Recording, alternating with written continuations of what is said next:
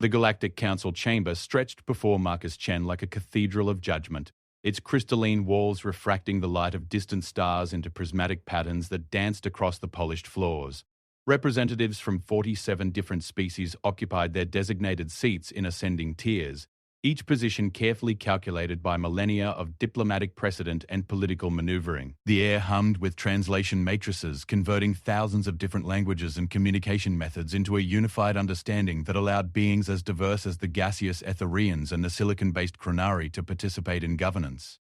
At the center of it all stood the seat of New Worlds, empty, waiting, and about to become the focal point of what would later be recognized as the most significant moment in galactic history. Marcus straightened his simple black suit, a stark contrast to the elaborate ceremonial garments worn by most other representatives. His credentials were impeccable: doctorate in xenosociology from Earth's finest institutions, decades of diplomatic experience, fluency in 43 galactic languages, and an understanding of interspecies psychology that had already prevented 2 minor wars during his tenure as humanity's provisional ambassador. Yet, as he approached the speaking platform, he could feel the weight of skeptical gazes from beings whose civilizations predated human written history by millions of years. The floor recognizes the human representative. The translation matrix rendered his words with formal neutrality, but Marcus had learned enough about Zephyrian tonal inflections to detect the subtle note of condescension. "Honored members of the Galactic Council," Marcus began, his voice carrying clearly through the chamber's acoustic systems. "I come before you today not merely as a representative of humanity, but as an advocate for the principles that bind us all together in this great democratic experiment. For 317 years, this council has welcomed new species into its fold, based on demonstrable technological achievement, cultural stability, and the capacity for peaceful coexistence with galactic neighbors. A series of harmonic vibrations erupted from the melodeon section, their equivalent of derisive laughter. The sound rippled through the chamber, picked up and amplified by other species who found amusement in the humans' earnest presentation. Marcus continued undeterred. Humanity has met and exceeded every benchmark established for council membership. Our technology has contributed to 17 major galactic infrastructure projects. Our cultural exchanges have enriched over 30 different worlds. Our peacekeeping forces have served with distinction in 4 separate conflicts, always on the side of justice and sentient being rights. And yet, interrupted Councillor Morthak of the Hegemony Worlds, his massive insectoid form clicking with agitation, your species has existed in galactic awareness for barely 2 centuries. The youngest current council member, the Valtari Collective, had established interstellar travel before your ancestors discovered agriculture. What presumption drives you to believe that such an infant species deserves equal voice among the ancients? The question hung in the air like a challenge. Marcus had anticipated this line of reasoning. It was, after all, the primary argument against humanity's inclusion that had been circulating through diplomatic channels for months. But anticipation and preparation were different things entirely. Councillor Morthak raises an important point about the value of experience, Marcus replied, inclining his head respectfully toward the insectoid representative. Age brings wisdom, and wisdom brings perspective that younger civilizations undoubtedly lack. However, I would submit to this esteemed body that youth also brings innovation, fresh approaches to ancient problems, and the kind of adaptive thinking that has allowed humanity to contribute meaningfully to galactic society despite our relatively brief presence. Meaningfully? The word echoed through the chamber as spoken by Archon Yelnara of the Dominion Spheres, her energy-based form pulsing with what Marcus had learned to recognize as barely contained disdain.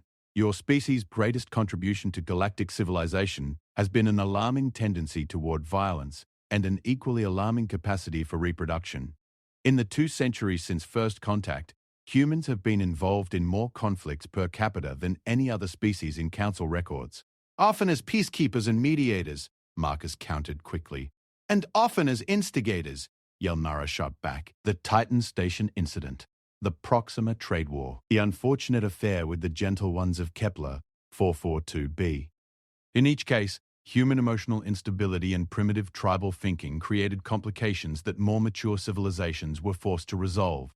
Marcus felt heat rising in his cheeks, the very emotional response that Yelnara was using to illustrate her point. He took a deep breath, centering himself with techniques learned from Zen masters and Vulcan philosophy alike. I do not dispute that humanity has made mistakes. Every species represented in this chamber has, at some point in its development, faced similar challenges. The question before us today is not whether humanity is perfect, but whether we have demonstrated the capacity for growth and the commitment to the principles that this council represents. Growth requires time, stated Prelate Vaxthon, his crystalline form chiming softly. The minimum membership requirement of technological and cultural stability over a 5,000-year period exists for sound reasons. Species that appear stable for mere centuries have repeatedly proven volatile when faced with the stresses of galactic-scale responsibility. With respect, Prelate, that requirement has been waived 4 times in Council history when exceptional circumstances warranted it. Marcus had done his homework. The Nexari were granted membership after only 2,000 years when their unique biotechnology proved essential to combating the Andorian plague. The deep swimmers were admitted after 3,000 years because their understanding of quantum mechanics revolutionized galactic travel. The tree singers of Gaia Prime gained membership in just 1,500 years because their ecological insights prevented the collapse of 17 different biospheres. Each of those cases involved species offering irreplaceable contributions to galactic welfare, Councillor Morphic observed. What unique and irreplaceable gift does humanity offer that would justify such an exception? This was the moment Marcus had been preparing for his entire diplomatic career. Everything, humanity's future, their children's place among the stars, depended on the next few minutes. He reached into his jacket and withdrew a small, unremarkable data crystal. What humanity offers, he said, holding up the crystal so that light from the chamber's core illuminated its faceted surface, is the one thing that no other species in this chamber has ever possessed. The perspective of a young species that has survived its own worst impulses and chosen to be better. The chamber fell silent, except for the ambient hum of life support systems and translation matrices. Even the background harmonics of the melodians had stopped. This crystal contains a complete record of human history, Marcus continued. Not the sanitized diplomatic version, but the real unvarnished truth. Our wars, our genocides, our moments of breathtaking cruelty and stupidity, but also our art, our music, our literature, and our dreams. Most importantly, it contains documentation of every moment when we faced a choice between our darker impulses and our better angels, and chose to be better. He activated a holographic projector, and images began to fill the space above the speaking platform. Ancient cave paintings gave way to towering cities, which dissolved into scenes of warfare and destruction, which transformed into moments of reconciliation and rebuilding. The progression was not linear. Periods of advancement were interrupted by regressions, golden ages followed by dark centuries, but the overall trajectory was unmistakable. Every species in this chamber achieved galactic awareness through technological and cultural evolution spanning millions of years, Marcus said as the images continued to flow. You developed wisdom gradually, naturally, as a function of survival and adaptation.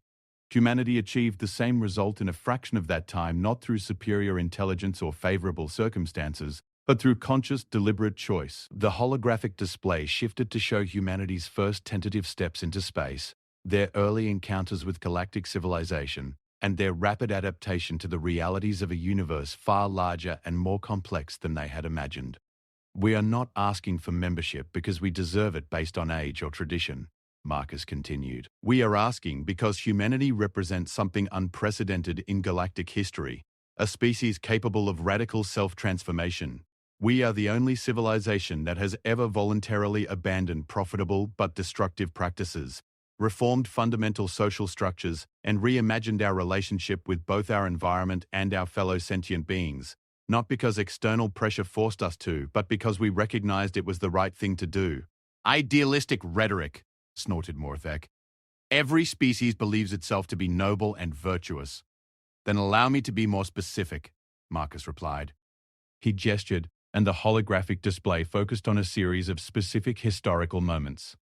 In 2157, humanity voluntarily dismantled its most profitable industry, the exploitation of presentient species for labor and resources, not because it was challenged by external forces, but because a grassroots movement of ordinary citizens decided it was morally unacceptable. In 22-3, we redesigned our entire economic system to eliminate artificial scarcity and ensure that every human being had access to education, healthcare, and meaningful work. In 2234, we established the Reconciliation Protocols, which required any human colony or corporation operating in disputed space to obtain consent from all affected parties before proceeding. The images showed the implementation of each of these reforms, including the massive social upheaval and economic disruption they caused. Most remarkably, Marcus continued, in 2241, when human scientists developed the theoretical framework for reality manipulation technology that would have made us the dominant power in this galaxy, we chose not to implement it. The research was voluntarily classified and sealed, accessible only to a small group of ethicists and philosophers tasked with determining if such power could ever be wielded responsibly. This revelation caused a stir throughout the chamber. Several representatives leaned forward in their seats, while others began rapid conversations with their advisors. The data crystal contains the complete records of that decision-making process, Marcus said. 17 months of debate, analysis, and soul-searching involving the greatest minds of our species. In the end, the conclusion was unanimous. Power without wisdom is too dangerous to pursue, regardless of the advantages it might provide. Archon Yelnara's energy form pulsed with what Marcus had learned to recognize as intense curiosity. You claim that humanity voluntarily abandoned a technology that would have made you the dominant galactic power? Not abandoned, deferred, Marcus clarified. The research remains under seal, reviewed every 50 years by a council of ethicists, philosophers, and representatives from every major human cultural tradition. It will remain sealed until such time as humanity demonstrates the wisdom necessary to wield such power responsibly, if such a time ever comes. And who determines this readiness? Asked Pralit Vaxton. Not humans, Marcus replied simply. The Review Council was established with permanent seats reserved for non-human representatives. Currently, those seats are held by Tausician philosophers and Andromedan ethicists, but the Charter specifies that if humanity ever gains Galactic Council membership, those positions would be filled by Council appointees. The silence that followed was profound.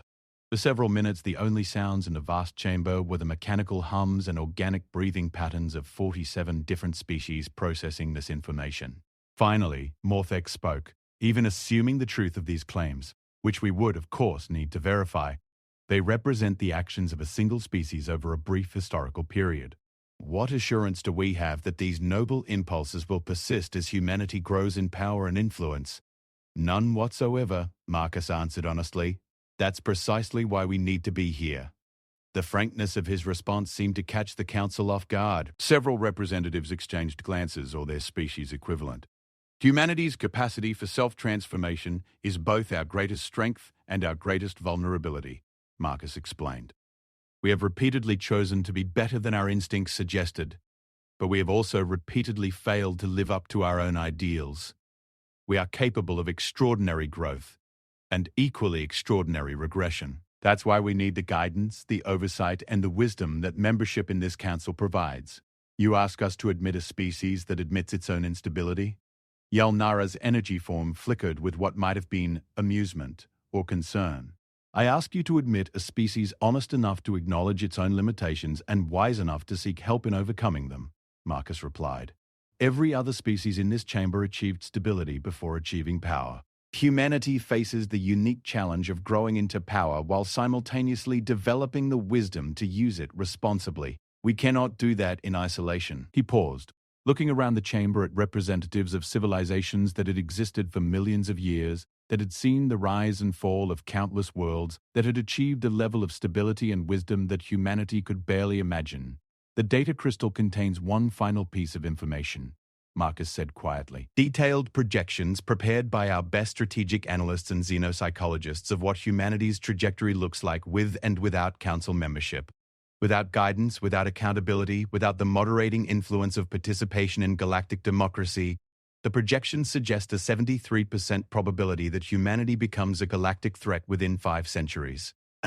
With membership, with the wisdom and oversight of species like yours, that probability drops to less than 8%. The chamber erupted in discussion. Representatives huddled with their advisors, communication systems buzzed with activity, and the translation matrices worked overtime to process dozens of simultaneous conversations in languages ranging from harmonic vibrations to complex pheromone patterns. Marcus waited, knowing that everything, his career, his species' future, the dreams of every human child who had ever looked up at the stars, depended on the next few minutes. Prelate Vaxton called for order, his crystalline chimes cutting through the cacophony. The human representative raises compelling points, he acknowledged. However, this council has a responsibility to its current members that supersedes any obligation to potential new members. Admitting an unstable species, regardless of its stated intentions, poses unacceptable risks to galactic security. Furthermore, added Morthek, the precedent of admitting species based on need rather than achievement would fundamentally alter the nature of this body. We risk becoming a rehabilitation center for primitive civilizations rather than a governing body for advanced ones. With respect, Marcus interjected, isn't rehabilitation exactly what governance should be? Every law, every regulation, every diplomatic protocol exists because at some point someone needed guidance to make better choices. The only difference between humanity and the species already represented here is that we're asking for help early enough for it to actually matter. Pretty words, observed Councillor Jarvine of the Crystal Harmonies, her musical voice carrying undertones of skepticism. But words are easily spoken and just as easily forgotten. What guarantee can humanity offer that these noble intentions will persist beyond the current generation of leaders? Marcus had expected this question as well, and his answer was the result of months of consultation with humanity's finest legal scholars and constitutional experts. Article 7 of the proposed membership charter includes a unique provision, he replied. Humanity agrees to conditional membership with mandatory review periods every 50 years. During each review, any 3 council members can call for a comprehensive evaluation of human activities and adherence to galactic law. If humanity is found to have violated the fundamental principles of council membership, our status can be revoked by simple majority vote. No appeals, no diplomatic immunity, no grandfather clauses. The proposal was unprecedented. No species had ever agreed to such conditions for membership. Additionally, Marcus continued, humanity agrees to the establishment of permanent observer stations in all major human systems, staffed by council-appointed monitors with full access to government records, military installations, and civilian populations. Any action by any human government that violates council principles will be immediately reported and subject to intervention. You would surrender sovereignty over your own species? Asked Yelnara, her energy form pulsing with what Marcus had learned to recognize as shock. We would embrace accountability, Marcus replied. Sovereignty without responsibility is just another word for tyranny. Humanity has learned that freedom without oversight leads to oppression, that power without checks leads to corruption, and that good intentions without accountability lead to tragedy. The silence that followed was different from the previous pauses. This wasn't the quiet of beings processing information or formulating arguments. This was the profound stillness of civilizations reconsidering fundamental assumptions about the nature of power and responsibility. The human proposal is, Prelate Vaxton said finally, unprecedented in council history. Because humanity's situation is unprecedented in galactic history, Marcus replied.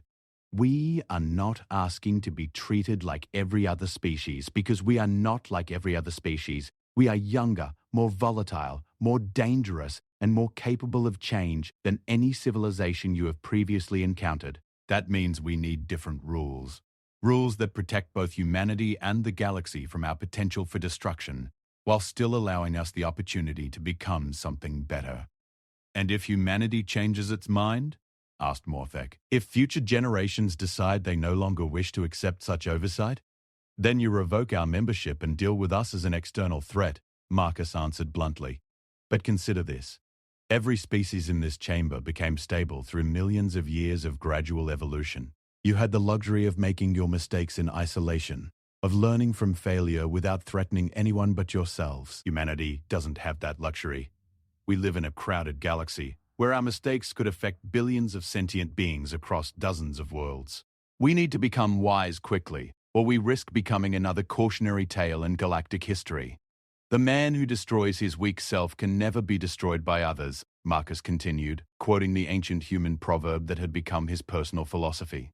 Humanity stands before you today seeking not just membership, but transformation. We offer to surrender the illusion of independence in exchange for the reality of growth. We ask not for your trust, but for your guidance.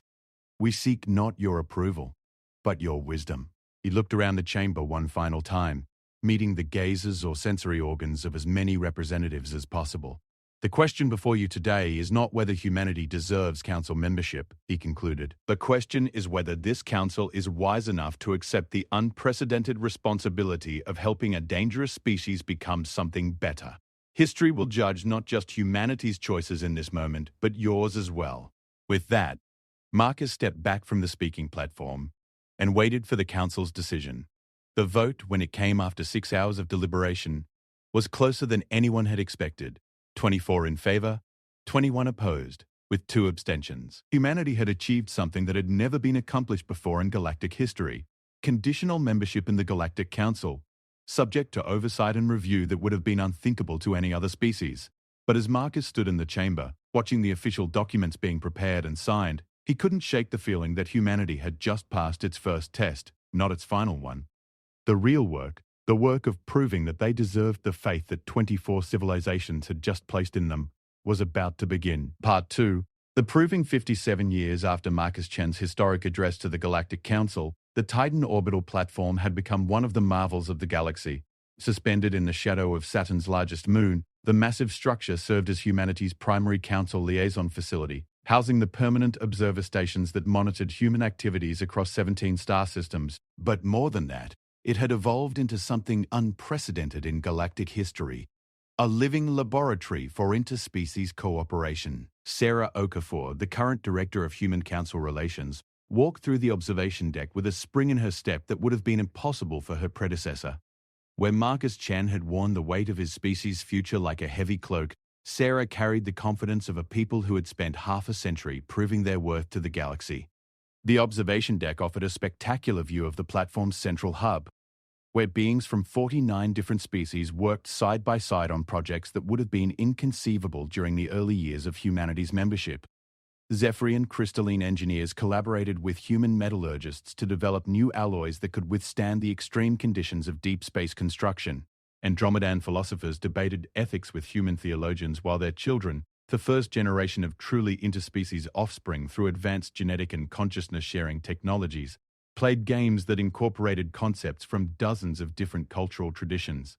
The quarterly report is ready for your review, Director, announced ARIA 7, the artificial intelligence that served as Sarah's primary assistant. Unlike the purely human AIs of previous generations, ARIA 7 represented another of humanity's contributions to galactic society. Technology that could interface seamlessly with the full spectrum of sentient consciousness types found in council species. Thank you, Aria. Any surprises this quarter? Sarah asked, settling into her office chair with a cup of coffee that had been grown on New Kenya, a human colony world that now supplied agricultural products to 37 different species. Several developments worth highlighting. ARIA 7 replied, its holographic interface adjusting to display comfort-optimized lighting for human vision, while simultaneously providing the infrared patterns that Sarah knew the hegemony observers found reassuring. The joint human-Taocean expedition to the galactic rim has made contact with 3 previously unknown species, all of whom have expressed interest in eventual council membership. The Proxima Cultural Exchange Program has resulted in the first successful translation of Melodian harmonic poetry into human linguistic structures. And the Mars Terraforming Project has reached the 73% completion milestone, ahead of schedule and under budget. All good news, Sarah mused, reviewing the data streams that flowed across her display. What about the less positive developments? The Kepler 442 situation requires attention. ARIA 7 replied, its tone shifting to convey the subtle concern that the AI had learned to express when dealing with potentially sensitive issues. The human colonial government has requested permission to implement what they term efficiency improvements in their mining operations. The proposed changes would increase rare metal extraction by 41%, but preliminary analysis suggests significant environmental impact on the local ecosystem. Sarah sighed, setting down her coffee cup. This was exactly the kind of situation that the council observers watched for. Moments when humanity's old instincts toward short-term gain might override their commitment to long-term responsibility. Schedule a full council review, she decided. I want representatives from at least 3 species with expertise in ecological preservation, plus the usual Andromedan ethics observers. and make sure the colonial government understands that this goes beyond local authority. They're asking to modify practices that affect interspecies relations already in progress. ARIA 7 confirmed. I took the liberty of reaching out to the deep swimmers, the tree singers, and the gentle ones. All three species have indicated willingness to provide consulting services. This was another change from the early years of human council membership, where once such oversight might have been seen as external interference. It had evolved into collaborative consultation that benefited everyone involved.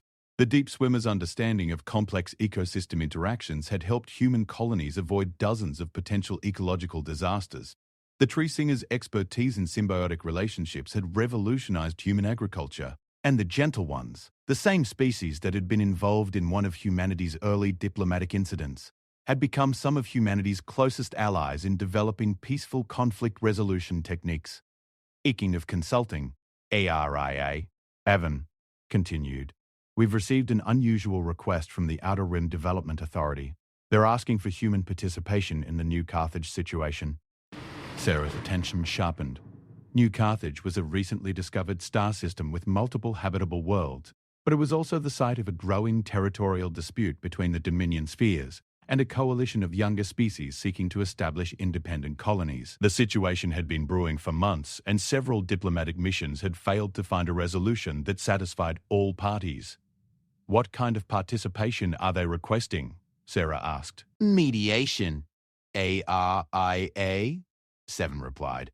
Specifically, they want a human mediator because, and I quote, humanity has demonstrated unique expertise in navigating conflicts between established powers and emerging civilizations. Sarah leaned back in her chair, processing the implications. 7 years ago, humanity had been the emerging civilization seeking recognition from established powers. Now they were being asked to help resolve similar conflicts based on their experience with that process. It's not just the experience, she realized aloud. It's the oversight protocols we developed. The other species have seen how voluntary accountability can work, and they want someone who understands both sides of the equation. 7 confirmed. The request specifically mentions humanity's unique perspective on balancing independence with responsibility as the primary qualification. Set up preliminary meetings with all parties, Sarah decided, but make it clear that any human involvement would be subject to the usual council oversight. We're not going into this as independent actors. We're going as council mediators who happen to be human. The distinction was important. Early in humanity's membership, there had been a tendency to view human actions as separate from council authority, which had created confusion about whether humans were acting on their own initiative or as representatives of galactic governance. The protocols that had evolved since then made it clear that humans, like all council species, acted as agents of galactic civilization when dealing with interspecies issues. Understood. ARIA 7 acknowledged. I'll coordinate with the Council Secretariat to ensure proper authorization and oversight. Sarah turned her attention to the rest of the quarterly report, but her mind kept returning to the implications of the New Carthage situation. When Marcus Chen had first proposed humanity's membership, he had argued that their species offered a unique perspective on growth and change. Now, more than half a century later, that perspective was being actively sought by other civilizations facing similar challenges. Aria, pull up the historical data on council membership applications since humanity joined, she requested. Displaying now, the AI replied, and Sarah's screen filled with a comprehensive timeline of species that had sought council membership over the past 57 years. The pattern was striking. In the centuries before humanity's admission, new member applications had averaged one every 47 years, with most applicants following the traditional model of achieving stability over thousands of years before seeking membership. Since humanity's admission, applications had increased to an average of one every 8 years, and many of the applicant species were following variations of the human model, younger civilizations seeking guidance and accountability rather than waiting for independent development. Cross-reference with successful admissions, Sarah instructed. The data showed that 4 species had been granted membership using modified versions of humanity's conditional membership model. Each had agreed to various forms of oversight and review, though none had accepted terms as comprehensive as humanity's original agreement. More importantly, all 4 species had successfully completed their probationary periods and achieved full membership status. We're not just a member of galactic civilization anymore. Sarah realized. We're a model for how dangerous species can become safe ones. The terminology is somewhat concerning. ARIA7, observed with what Sarah had learned to recognize as its version of dry humor. But the substance appears accurate. Humanity has become the template for what galactic governance researchers term managed integration of high-risk, high-potential species. Sarah spent the rest of the day reviewing reports from human colonies and installations across 17 star systems. The picture that emerged was complex but encouraging. Human populations had grown to over 40 billion across dozens of worlds, but that growth had been managed in consultation with ecological and social scientists from multiple species. Human technology had advanced dramatically, but always under the oversight of council observers who ensured that progress didn't outpace wisdom. Human culture had evolved in ways that would have been unrecognizable to the species that first achieved interstellar travel, but the changes had been guided by interactions with civilizations that had faced similar challenges millions of years earlier. Most importantly, the doomsday scenarios that had haunted humanity's early membership had failed to materialize. The projections that had suggested a 73% probability of humanity becoming a galactic threat had proven overly pessimistic. Instead, humanity had become something unprecedented. A species that had voluntarily evolved beyond its destructive instincts through collaborative relationship with older, wiser civilizations. But Sarah knew better than to become complacent. The next day would bring the quarterly council review meeting, where humanity's activities over the previous 3 months would be evaluated by representatives from species that had watched the rise and fall of countless civilizations. The meeting was routine now. Humanity had passed every review for over 5 decades, but Sarah never forgot that their continued membership depended on maintaining the trust of beings whose perspectives spanned geological ages. The review meeting convened in the same chamber where Marcus Chen had first made his historic address, though the atmosphere was markedly different. Where once there had been skepticism and tension, there was now routine professionalism mixed with what Sarah had learned to recognize as genuine affection from many of the long-serving council members. The Human Quarterly Review is now in session, announced Prelate Baxton, whose crystalline form had grown more complex over the decades, incorporating new structures that reflected the philosophical growth that came from extended interaction with younger species. Director Okafor, please present the summary report. Thank you, Prelate, Sarah replied, activating the holographic displays that would present data to the full spectrum of sensory modalities represented in the chamber. The past quarter has seen continued adherence to all council protocols, with 17 instances of voluntary consultation on decisions that fell within human autonomous authority but had potential interspecies implications. This number drew approving harmonics from several representatives. Early in humanity's membership, such consultations had been rare and often came only after problems had already developed. The evolution toward proactive consultation had been one of the clearest indicators of humanity's growing wisdom. Notable developments include the successful completion of the Proxima Cultural Exchange Program, which has produced the first comprehensive cultural translation protocols between harmonic-based and linguistic-based communication systems. Sarah continued, the Deep Space Exploration Initiative has resulted in first contact with 3 new species, all of whom have been introduced to Council protocols and are considering eventual membership applications, and the Mars Terraforming Project has achieved the 73% completion milestone while maintaining all ecological preservation standards established by joint human tree singer oversight committees. All positive developments, observed Councillor Morthek, whose insectoid form had also evolved over the decades, now incorporating technologies that allowed for enhanced communication with mammalian species. However, we have received reports of proposed modifications to mining operations in the Kepler 442 system that raise concerns about humanity's commitment to environmental preservation. We appreciate the Council's attention to this matter, Sarah replied.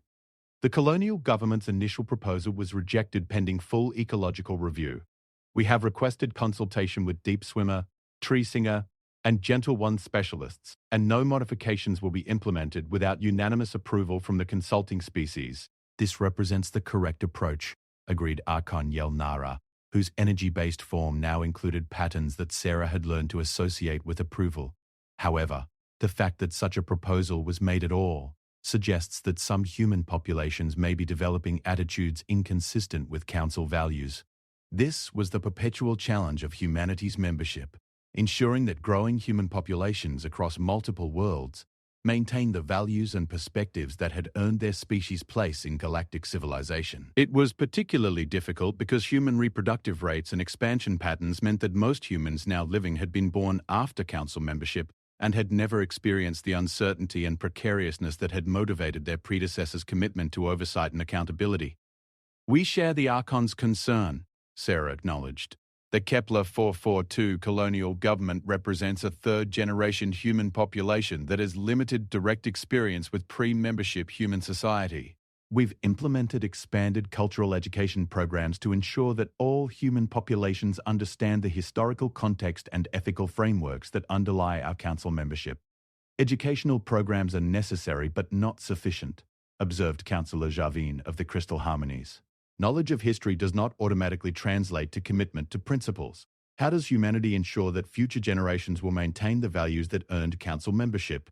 It was a fair question, and one that went to the heart of the unique challenges faced by a species that had joined galactic civilization while still undergoing rapid cultural evolution. "We've developed a multi-layered approach," Sarah replied. "First, all human educational systems include mandatory curricula on interspecies relations and galactic citizenship that are developed in collaboration with Council pedagogical specialists. Second, every human colony and installation includes permanent cultural liaison positions filled by individuals who have completed advanced training in interspecies ethics and diplomacy. Third, we maintain the voluntary review protocols that allow any human community to request Council consultation on decisions that might affect interspecies relations. And fourth," she continued, "we've established the Heritage Foundation, which maintains comprehensive records of humanity's pre-membership history and ensures that every new generation understands both the mistakes we made and the choices that allowed us to overcome them."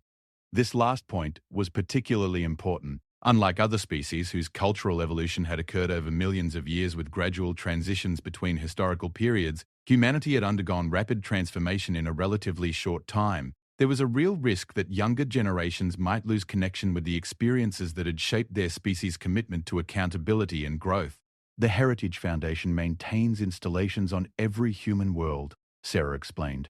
"But more importantly, it sponsors exchange programs that allow young humans to spend time with other species, learning firsthand about the diversity of approaches to civilization and the challenges that all species face in balancing individual desires with collective responsibility. These measures appear comprehensive," Prelat Vaxton observed. "However, we must consider the long-term sustainability of voluntary accountability. Humanity's current leadership generation has personal memory of pre-membership challenges and benefits directly from Council relationships. Future generations may view oversight as unnecessary restriction rather than beneficial collaboration." Sarah had anticipated this concern as well. It was, in many ways, the fundamental question about humanity's future and galactic civilization. Would the values that had earned them membership persist as those values became normalized rather than consciously chosen? "We've been working with Andromedan philosophers and Tau-Cesian social scientists to develop what we call embedded accountability systems," she replied. "Rather than relying purely on conscious commitment to oversight, we're building review and consultation protocols into the basic structures of human government and society. The goal is to make interspecies collaboration so fundamental to how human civilization operates that it becomes as natural as breathing." "An intriguing approach," mused Yolnara, "but also potentially dangerous. Systems that become automatic may also become inflexible. How do you preserve the capacity for growth and change while embedding accountability deeply enough to persist across generations?" "That's the central challenge we're working on," Sarah admitted. "We don't have complete answers yet, but we're approaching it through collaboration with species that have faced similar transitions. The Nexari went through a comparable process when they transitioned from individual to collective consciousness. The deep swimmers experienced something analogous when they evolved from territorial to collaborative social structures. We're learning from their experiences while adapting their solutions to human psychology and social organization." The discussion continued for several more hours, covering topics ranging from specific policy decisions to broader questions about the future evolution of human society. Throughout it all, Sarah was struck by how different the tone had become from the early reviews she had observed as a young diplomatic intern, where once there had been suspicion and constant testing, there was now genuine collaboration in addressing shared challenges. When the formal review concluded, the Council's verdict was unanimous approval with commendation. Humanity had not only met all requirements for continued membership, but had exceeded expectations in several areas. But more importantly, the session had evolved into a collaborative planning meeting for addressing challenges that all species faced in managing growth, change, and the preservation of values across generations. Director Okafor, Prelate Vaxton said as the session concluded, "The Council wishes to formally acknowledge humanity's evolution from probationary member to full partner in galactic governance. Your species has not only fulfilled the unprecedented terms of your original membership agreement, but has helped establish new models for integrating dynamic species into stable galactic civilization. More than that," added Morthek, "humanity has become an essential contributor to Council operations. Your species' perspective on managing change and growth has proven invaluable in addressing challenges faced by other members and potential new members." Sarah felt a surge of pride mixed with humility. 57 years earlier, humanity had been an untested species asking for a chance to prove their worth. Now they were being recognized as essential partners whose unique perspective had enriched galactic civilization. But as she prepared to leave the chamber, Sarah's thoughts turned to the future. Humanity had successfully navigated the transition from dangerous newcomer to trusted partner, but that success raised new questions and responsibilities. What did it mean to be a species whose primary contribution to galactic civilization was their expertise in transformation and growth? How could they maintain that contribution while also achieving the stability that had traditionally been the goal of civilizational development? These were questions that would define humanity's role in galactic civilization for the next phase of their membership. And as Sarah looked out at the stars visible through the chamber's transparent walls, she felt the same mixture of uncertainty and determination that had driven Marcus Chen to first request humanity's place among the galaxy's governing species. The work of transformation was never finished. It simply evolved into new challenges and new opportunities to prove that a species could choose to become something better than their instincts suggested. And for humanity, that work had only just begun. Part 3. The legacy 123 years after Marcus Chen's historic address. The question was no longer whether humanity belonged in galactic civilization. It was whether galactic civilization could survive without them.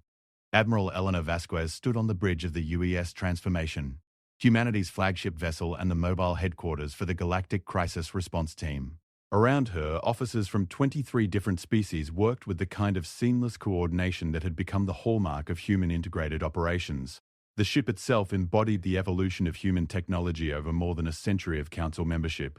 Built with Zephyrian crystal matrices, powered by Andromedan consciousness matter interfaces, and equipped with defensive systems developed through collaboration with the hegemony world's military engineers. But it was the mission that truly illustrated how far humanity had come. The transformation wasn't heading into battle against external threats or exploring uncharted regions of the galaxy. Instead, it was responding to the most complex challenge that galactic civilization had ever faced: the potential integration of the Devourers, a species so fundamentally different from existing Council members that traditional diplomatic approaches had proven completely inadequate. Status report, Admiral Vasquez requested as she reviewed the tactical displays that showed the current position of the Devourer fleet. 3,000 ships of incomprehensible design, representing a civilization that had evolved in the spaces between stars and viewed all planet-bound life as a curiosity at best, and a resource to be harvested at worst. The Devourer Advanced Fleet has maintained position at the edge of the Centauri system for the past 72 hours, reported Commander Zux Tao, a hegemony officer whose integration into human command structures represented another of the innovations that had emerged from humanity's approach to interspecies cooperation. No aggressive actions, but also no response to standard communication protocols. What about the non-standard approaches? Vasquez asked. Dr. Cheno Cafo reports initial success with the harmonic mathematics protocols, replied Lieutenant Yelsara, whose energy pattern communication with the Dominion spheres had been adapted for interfacing with consciousnesses that operated on scales both smaller and larger than individual biological units.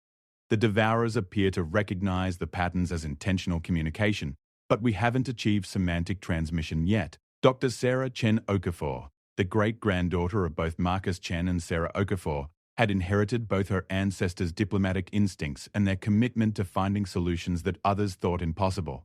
As humanity's leading expert in transparadigmatic communication, she had spent the past decade developing methods for establishing dialogue with species whose consciousness operated on fundamentally different principles from any previously encountered.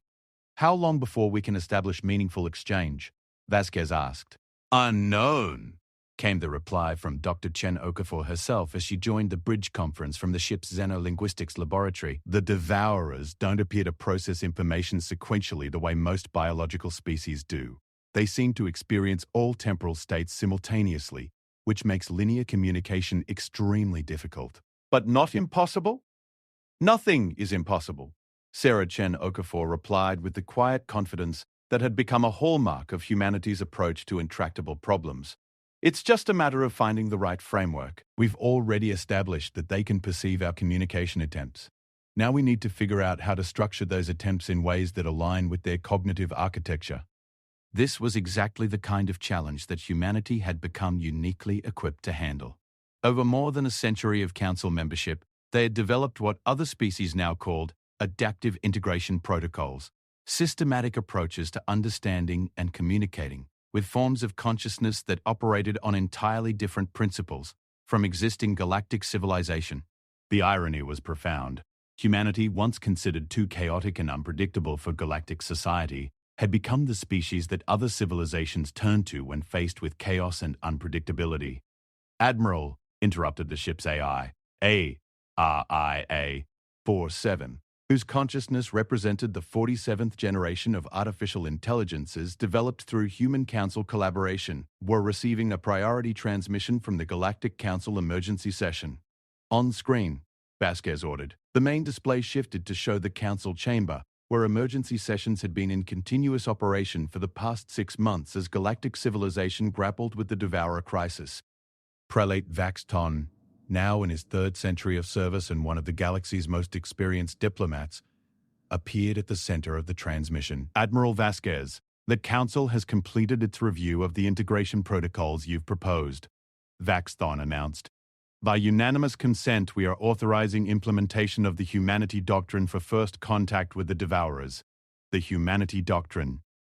The name still struck Vasquez as surreal. 50 years earlier, it had been formalized as the standard protocol for engaging with species that fell outside traditional diplomatic categories. Named for humanity's approach to their own integration into galactic society, it emphasized voluntary vulnerability, transparent limitations, and collaborative problem-solving over traditional power-based negotiation. Understood, Prelate, Vasquez replied. We'll begin implementation immediately. Admiral, Vaxton continued. The Council wishes to emphasize that this authorization comes with the recognition that the Humanity Doctrine represents unprecedented risk. If the Devourers prove hostile, your ship and crew will be the first line of defense for galactic civilization. We understand the stakes, Vasquez assured him. But we also understand that the traditional approaches have failed. If we can't find a way to communicate with species like the Devourers, we'll eventually face conflicts that no amount of military force can resolve. This was the fundamental insight that had driven human diplomatic philosophy since Marcus Chen's first address. In a galaxy containing thousands of species with radically different evolutionary backgrounds and consciousness structures, the ability to establish communication and find common ground was ultimately more valuable than the ability to impose solutions through force. The Council has full confidence in your mission, Vaxton replied.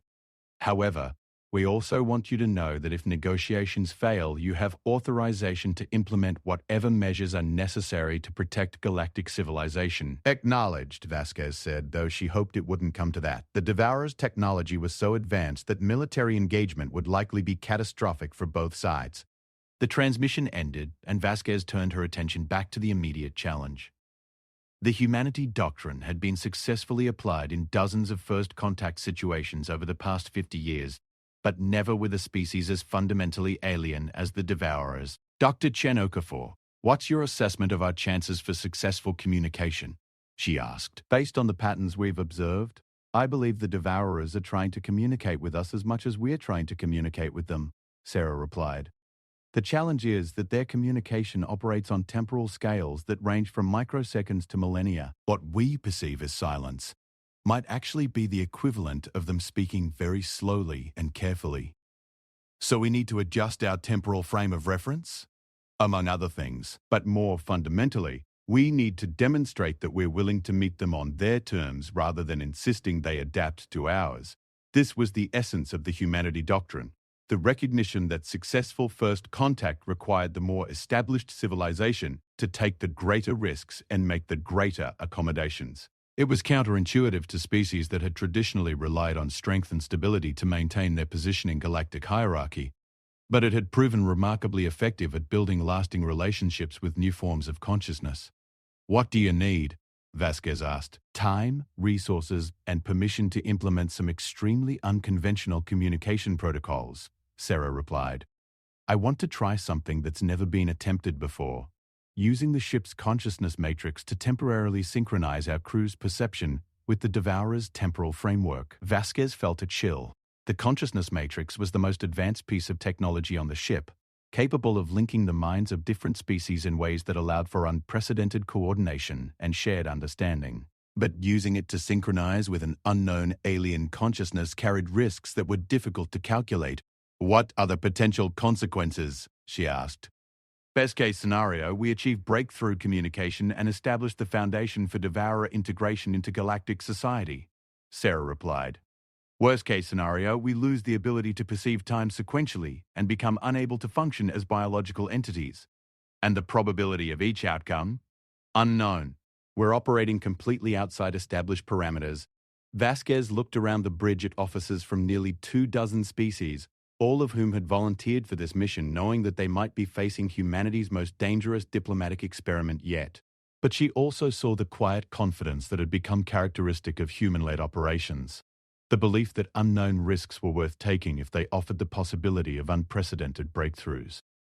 "The decision is yours, Admiral," Sarah said quietly. "The humanity doctrine gives you full authority to determine acceptable risk levels." And there it was, the fundamental responsibility that came with humanity's role in galactic civilization.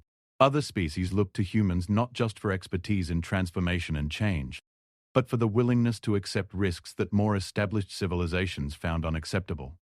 It was a role that humanity had never sought, but had gradually grown into over more than a century of proving that dangerous choices could lead to extraordinary outcomes. "Proceed with the consciousness synchronization," Vasquez decided, "but implement every safety protocol we have, and be prepared for immediate disconnection if we start losing coherent thought patterns." "Understood," Sarah replied, and began the complex preparations for an experiment that would either establish a new paradigm for interspecies communication or demonstrate the limits of humanity's approach to impossible challenges. The synchronization process took 6 hours, during which the ship's consciousness matrix gradually adjusted the crew's temporal perception to match the patterns they had detected from the Devourer fleet. As the process progressed, Vasquez found herself experiencing moments that seemed to stretch for hours while simultaneously compressing days of experience into single instants of awareness. But gradually, impossibly, patterns began to emerge from what had previously seemed like chaotic alien signals. "Admiral," Sarah's voice seemed to come from both centuries in the past and moments in the future, "I think we're getting through." The main display shifted to show a visualization of the communication patterns flowing between the transformation and the Devourer fleet. What had previously appeared as random fluctuations now revealed intricate structures that pulsed with the rhythm of genuine dialogue. "What are they saying?" Vasquez asked, though the question seemed to answer itself as she spoke. The Devourers weren't saying anything in the sense that biological species understood communication. Instead, they were sharing experiential patterns, complete sensory and emotional records of their existence in the spaces between stars. Their gradual recognition of biological civilizations as more than mere chemical curiosities, and their confusion about how to establish meaningful contact with beings whose lives were so brief that they barely registered in Devourer perception. More importantly, the Devourers were expressing something that the consciousness matrix translated as profound loneliness. They'd existed for millions of years without contact with other forms of consciousness, exploring the galaxy in solitude and watching biological civilizations rise and fall without ever finding a way to bridge the gap between their existence and that of planet-bound life. They're not invaders, Vasquez realized. They're refugees. More than that, Sarah added, her voice carrying the wonder that came from genuine breakthrough in interspecies understanding. They're seeking asylum. They've been driven from their original territory by something they call the Silence, a force that consumes consciousness itself. They're hoping that biological civilizations might have developed defenses against it. The implications were staggering. The Devourers represented not a threat to galactic civilization, but a potential ally against something far more dangerous. And they had chosen to approach biological species specifically because they had heard about humanity's success in integrating diverse forms of consciousness into stable galactic society. "Can we help them?" Vasquez asked. "Unknown," Sarah replied, "but we can try. And that might be enough to begin building the kind of relationship that both our civilizations need." Over the following weeks, the transformation served as the staging ground for the most complex integration process in galactic history. Teams of specialists from every council species worked to develop protocols that would allow devourers to participate in biological civilization without losing their essential nature or accidentally overwhelming smaller consciousnesses. The breakthrough came when Dr. Chen Okafor realized that the solution lay not in changing the devourers, but in changing the scale at which galactic civilization operated. By developing new communication and governance systems that could function across multiple temporal frameworks simultaneously, they created space for beings who experienced reality in fundamentally different ways to coexist and collaborate. The formal integration ceremony took place in the same council chamber where Marcus Chen had first requested humanity's membership more than a century earlier. But this time, humanity wasn't seeking admission. They were facilitating it for others. "The Galactic Council recognizes the Devourer Collective as our newest member species," announced Prelate Vaxthon. His words translated simultaneously into thousands of communication modalities, including the temporal mathematical patterns that the Devourers used for formal discourse. "Their membership marks a new phase in galactic civilization, the inclusion of consciousness structures that operate on truly cosmic scales." Admiral Vasquez watched from the observation gallery as representatives from 52 species, including the first Devourer ambassador, a consciousness pattern that filled the entire council chamber with subtle fluctuations in space-time itself, participated in the ceremony that formalized an expansion of galactic civilization that would have been inconceivable when humanity first sought membership. But what struck her most was how natural it all seemed. The protocols, the communication systems, the governance structures that allowed biological and post-biological consciousnesses to coexist. All of it had evolved from the same basic principles that Marcus Chen had articulated more than a century earlier: voluntary vulnerability, transparent limitations, and the willingness to be changed by the process of change. Director Chen Okafor, Vasquez said to Sarah, who had taken her great-grandmother's old position as Director of Human Council Relations, "Your ancestors would be proud." "I think they'd be amazed," Sarah replied. "When Marcus Chen first spoke to the council, humanity was asking for help in avoiding becoming a galactic threat. I don't think he ever imagined that we'd become the species that other civilizations turn to when facing the impossible. The man who destroys his weak self can never be destroyed by others," Vasquez quoted. "Your great-great-grandfather was right about that. But I think he underestimated what it means to destroy your weak self. It's not a one-time transformation. It's a continuous process of becoming something better than you were before." As the ceremony concluded and representatives from 52 species began the complex process of restructuring galactic governance to accommodate consciousness operating on cosmic scales, Sarah reflected on the journey that had brought humanity to this point. They had begun as a young, dangerous species seeking guidance from older, wiser civilizations. They had evolved into reliable partners who contributed unique perspectives on growth and change. And now they had become the facilitators of integration for forms of consciousness that challenged the very foundations of what galactic civilization thought possible. But perhaps most importantly, they had discovered that the greatest strength a species could possess wasn't stability or wisdom or technological advancement. It was the willingness to continue growing, changing, and accepting new challenges, even when success seemed impossible. The galaxy was larger and stranger than anyone had imagined when Marcus Chen first requested humanity's seat at the council table. It contained forms of consciousness that operated on scales ranging from quantum fluctuations to galactic clusters, species that experienced reality in ways that biological minds could barely comprehend, and civilizations whose existence challenged fundamental assumptions about the nature of life, consciousness, and society. But it also contained the possibility of connection, understanding, and collaboration across differences that had once seemed unbridgeable. And at the center of that possibility was humanity's discovery that the willingness to be vulnerable, to admit limitations, and to seek help in overcoming them was not a sign of weakness. It was the foundation of strength that could never be destroyed by external forces. As Admiral Vasquez and Director Chen Okafor prepared to leave the council chamber, they passed the memorial plaque that had been installed 50 years earlier to honor Marcus Chen's contribution to galactic civilization. inscription, written in the languages of all member species, contained the words that had become humanity's unofficial motto. They refused him a seat, then humanity proved them wrong. The man who destroys his weak self can never be destroyed by others. But below that, in smaller text added during the most recent renovation, was a newer inscription that captured what humanity had learned in the centuries since their first admission to galactic society. The work of transformation is never finished. It simply evolves into new opportunities to become something better than instinct suggests possible.